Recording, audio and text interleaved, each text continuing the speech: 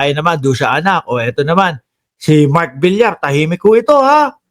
Sa sobrang tahimik ko, mga kababayan, ayun, no, bumagsak yung isang tulay, hindi man lang tayo nakarinig ng komento.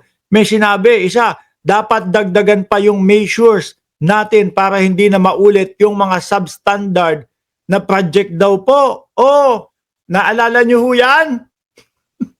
Yung tulay. No, may ineebas yung anak ni Villar dito na si Mark Villar. Akala ko ho talaga mga bossing, totoo lang. Akala ko hindi na to senador eh. Akala ko talo o kaya akala ko wala na, hindi na umupo o hindi na tumakbo. Gulat ako, kasali pa pala. Nasobrahan ho sa pagiging tahimik. At ngayon, bumabanat, dapat daw dagdagan pa yung measures natin para hindi na maulit yung mga substandard na proyekto. Sabi naman dito, oh, si Senator Mark Villar, ang DPWH Secretary nang itayo ang 1.22 billion Isabela Bridge na gumuho ilang linggo matapos buksan sa publiko noong Pebrero 2025. Mukhang dapat kausapin mo, boss, yung sarili mo. Oh, tingnan nyo ho yan, mga kababayan.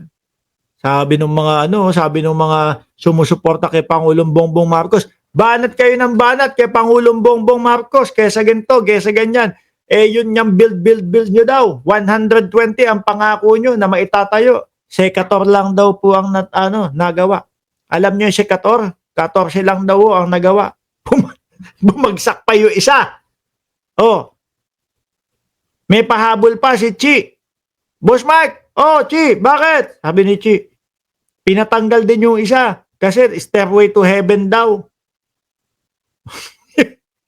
Yung gawa sa bakal. Aba, nakita ko yung pinopropose ko na pamalit doon sa ba yung Kamuning ba yun? Nakita ko yung ipinapalit doon sa napakataas na tulay ni Duterte. Pinapalit, ang ganda. At mas kaaya-ayang tingnan at hindi ka mapapagod. At hindi mo iisipin delikado sa buhay mo. Bill. Ang korap ang gagawin nila, Boss Mark. Ang nakikita ko dito, mga kababayan, doon po sa kanilang mga proyekto, yung kagaya niyan, yung Mount Kamuning.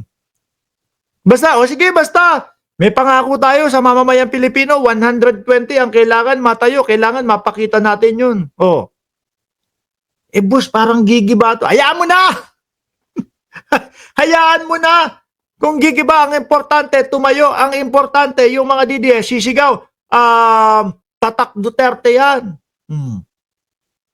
Ayun, nagsisigebaan. Yung iba, ayun, Mount Kamuning ang tawag. Biruin mo, habang naglalakad ka, habang naglalakad ka yumayanig na yumayanig habang dumada. Siyempre, yung vibration nung MRT, mga boss. Di ba?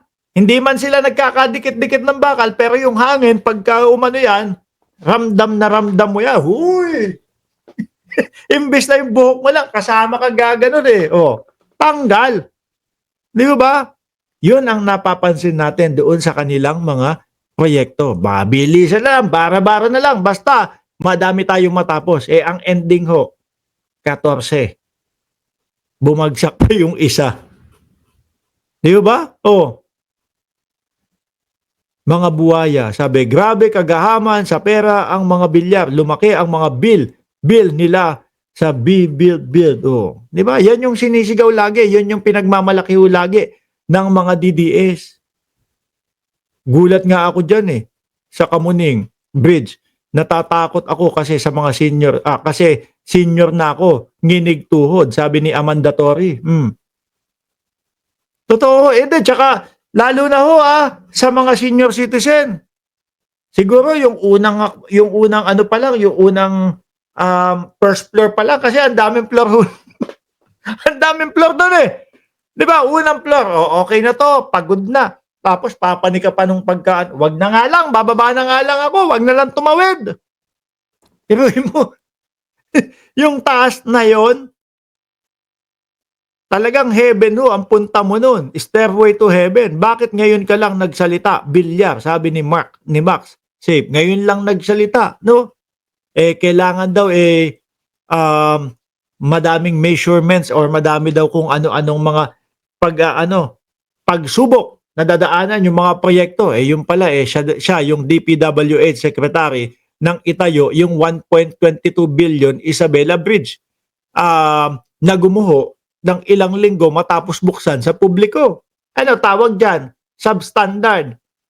Sa panahon ng siya po ang sa panahon po ng pinamumunuan niya yung DPWH.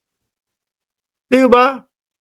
Tingin ko kung tama lahat ang ginamit dyan, kung tamang materyales, tamang sukat, hindi tinipid, hindi naman ho ganyan mangyayari. Sabi pa ng mga Duterte, etong nagiba, si Duterte nagpagawa etong nagiba, si Marcos ang nagpagawa nito. Tapos yung dalawang, yung dalawang hindi nagiba, si Duterte ang ano yun, naunang itayo yung kay Pangulong Bongbong Marcos. Ang gulo, nasa gitna ho Pinakamaraming boto, pero pinakawalang nagawa na vice-presidente. Nung dati ho, mga kababayan, kay Atty. Leni Robredo, kaya lang naman natin sinasabihan si Atty. Leni Robredo ng lutang nun kasi unang-una, nasa kalagitnaan ho ng eleksyon. Di ba? Pero yung mga sinasabi ni Atty. Leni Robredo, po yun, nakalapat po doon sa mga katanungan kung ano yung tanong. Inday Sara Duterte, hindi. Putol ng ulo, hukay ng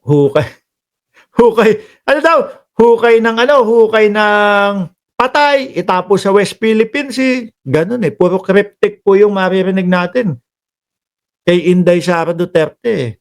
Di ba? Nasingit pa natin yan. Eto, siguro ho, akala nila 1980s ho ngayon. Magsasalita ako, wala namang naaalala ang mamamayang Pilipino Magsasalita ako na ganito bang parang ang galing-galing ko, no? Hindi naman nila naaalala o wala naman silang record na ako ang DPWH Secretary nung panahon na gumuho itong tulay na ito. Hindi, ganun po yung napapansin ko dito sa mga ito, mga kababayan. Sa mga DDS, ganyan ho. Yung tipo ho bang sinabi nila 2 linggo makaraan, tapos lumakad ang panahon, iba na yung sasabihin. Kukontrahin na. O kakalabanin na yung kanyang sinabi nung nakaraang 2 linggo. Wala silang pake. Wala silang pake. Kapag ka napansin, wala, hindi lang nila papansinin. Yung flyover sa Davao, binabaha yan ang proyekto ni Duterte. Sabi ni Ma'am Lorna Chua, isang truck lang bagsak agad. Walang tibay po, Boss Mark. Totoo. Di ba? Ngayon lang nag-iingay ito. Pero ang tagal hong tumahimik nito. Lalo na ho, nung panahon ng pagbagsak nito, ilang linggo ho na nakatahimik to. Hindi mahagilap yata, parang si Bato. Hindi, joke lang. Tahimik lang ho, mga kababayan. Ngayon,